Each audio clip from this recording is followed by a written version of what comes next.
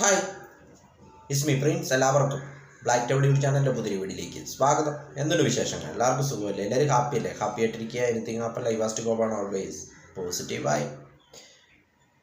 Z more tunnel Sonamarg. അപ്പോൾ പ്രധാനമന്ത്രി Narendra Modi Z more tunnel രാജ്യത്തിന് സമർപ്പിച്ചു. സോനാമാർഗിലെ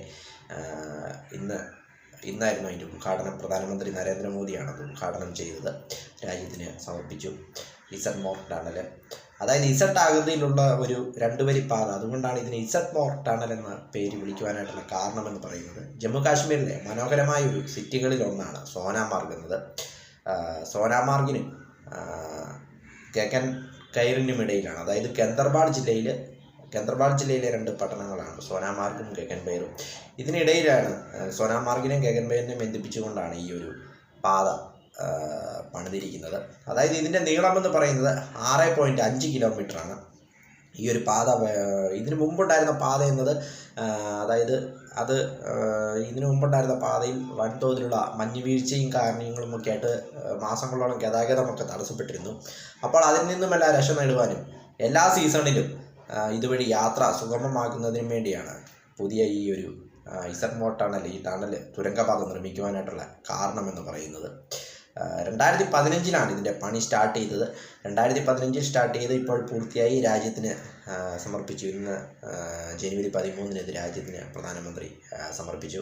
ഇതിൻ്റെ നിർമ്മാണ ചെലവെന്ന് പറയുന്നത് ഏകദേശം 2700 കോടിയാണെന്നാണ് അവിടെ നിന്നുള്ള റിപ്പോർട്ടുകൾ വരുന്നത്. 2700 കോടിയാണ് ഇതിൻ്റെ നിർമ്മാണ ചെലവെന്നത്. 2015 തുടങ്ങിയിട്ട് ഇപ്പോൾ 9 വർഷങ്ങൾക്ക് ശേഷം അത് പണിയെല്ലാം കംപ്ലീറ്റ് ആയിട്ട് രാജ്യത്തിന് പ്രധാനമന്ത്രി ഇന്ന് ജനുവരി 13 ഈ ടണൽ, ഈ തുരങ്കപാത, ഇസഡ് മോർ ടണൽ എന്ന തുരങ്കപാത രാജ്യത്തിന് സമർപ്പിച്ചു.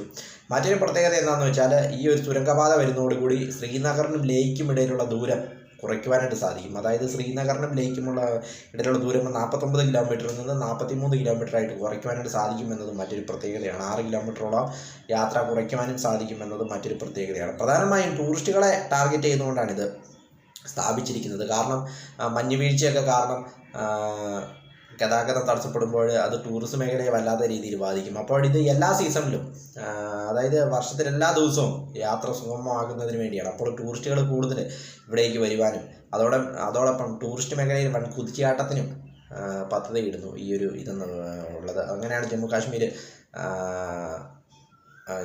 പദ്ധതി ഇടുന്നത്. ജമ്മു കാശ്മീർ ഗവൺമെൻറ്, അല്ലെങ്കിൽ കേന്ദ്രഭരണ പ്രദേശമായ ജമ്മു കാശ്മീർ ഗവൺമെൻറ് പദ്ധതി ഇടുന്നത് ഈ ഒരു സംവിധാനമാണെന്ന് പറയുന്നു.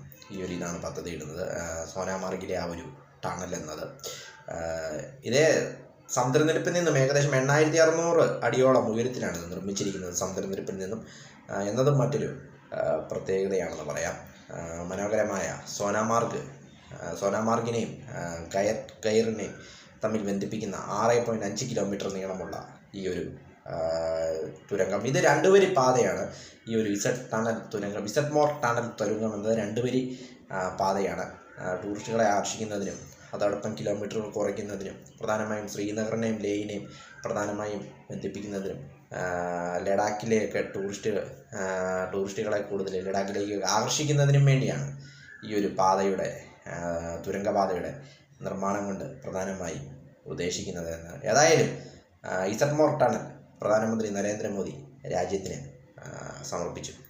വീഡിയോ ഇഷ്ടപ്പെട്ടാൽ ലൈക്ക് ചെയ്യുക, ഷെയർ ചെയ്യുക, കമന്റ് ചെയ്യുക, സബ്സ്ക്രൈബ് ചെയ്യുക. വീണ്ടും പുതിയ വീഡിയോയിൽ കാണാം. അതുവരയ്ക്കും ടേക്ക് കെയർ, ബൈ.